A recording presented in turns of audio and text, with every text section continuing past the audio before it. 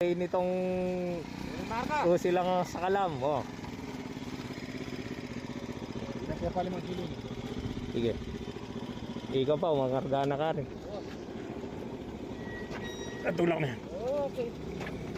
Basta ano, yan eh. Dito na yan eh. Pwesto yun na po kaya kayo.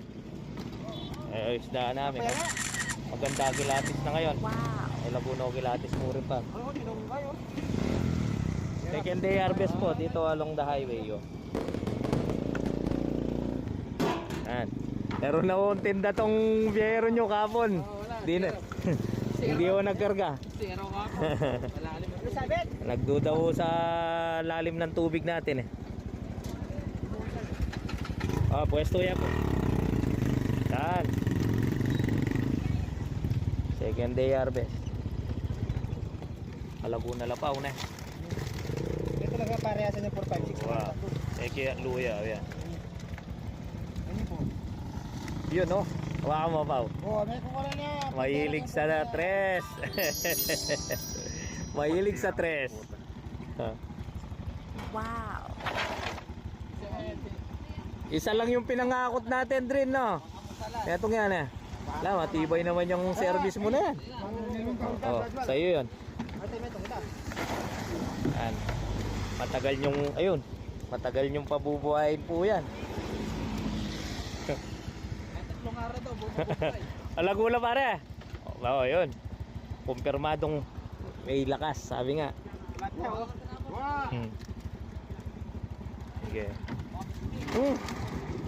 Pause Sige, muna na. Pau, pag kaya may amo kayo niya. Yung isa. Talo pa niya yung tanapon. Pau, isaba may kayo ni side para po tambubulos niya. Ayan. Yan, tabi mo lang. Ayun. Along the highway po kami, oh. Dito lang sa Pansol. Tapos doon nang gagaling yung isda. Baka pa kanyupan. Ano nga sabi? Oo, Kanyupan, umikot sila eh. Daming barangay na iniikutan talaga. Isda. Ayun. 150. Okay. Sabi mo, nagpalamig lang mga makina, karga na. Rasuelo. Mm. Kailangan na rin. Natiblo ko na rin.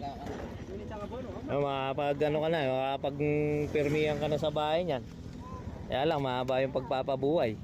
Tibay naman yung isda natin. Nakakondisyon na itong isda dahil ang second day, pan third day na pala to.